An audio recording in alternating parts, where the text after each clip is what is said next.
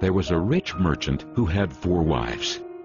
He loved the 4th wife the most, and adorned her with rich robes and treated her to delicacies.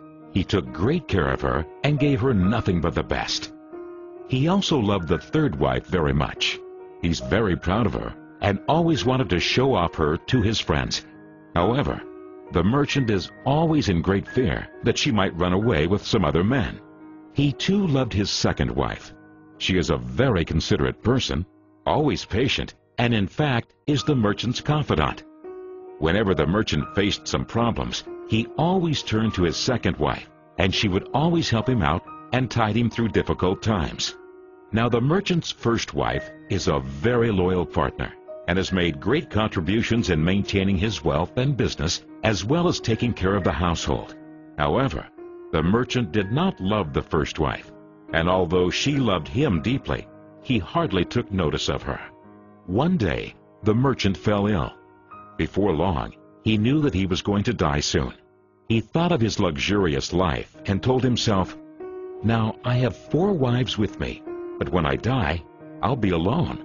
How lonely I'll be." Thus, he asked the 4th wife, "I love you most, endowed you with the finest clothing and showered great care over you. Now that I'm dying, will you follow me and keep me company?" "No way," replied the 4th wife, and she walked away without another word. The answer cut like a sharp knife right into the merchant's heart. The sad merchant then asked the 3rd wife, "I have loved you so much for all of my life.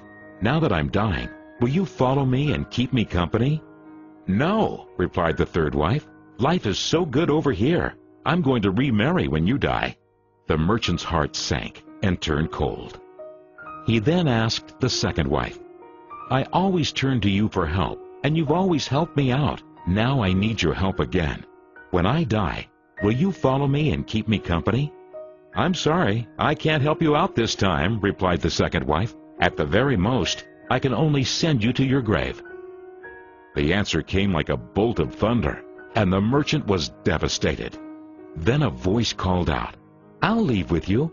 I'll follow you no matter where you go." The merchant looked up, and there was his 1st wife. She was so skinny, almost like she suffered from malnutrition. Greatly grieved, the merchant said, "I should have taken much better care of you while I could have." Actually, we all have 4 wives in our lives. The 4th wife is our body. No matter how much time and effort we lavish in making it look good, it'll leave us when we die. Our 3rd wife? Our possessions, status, and wealth. When we die, they all go to others. The 2nd wife is our family and friends. No matter how close they had been there for us when we're alive, the furthest they can stay by us is up to the grave. The 1st wife is in fact our soul, often neglected in our pursuit of material, wealth, and sensual pleasure. Guess what? It is actually the only thing that follows us wherever we go. Perhaps it's a good idea to cultivate and strengthen it now, rather than to wait until we're on our deathbed to lament.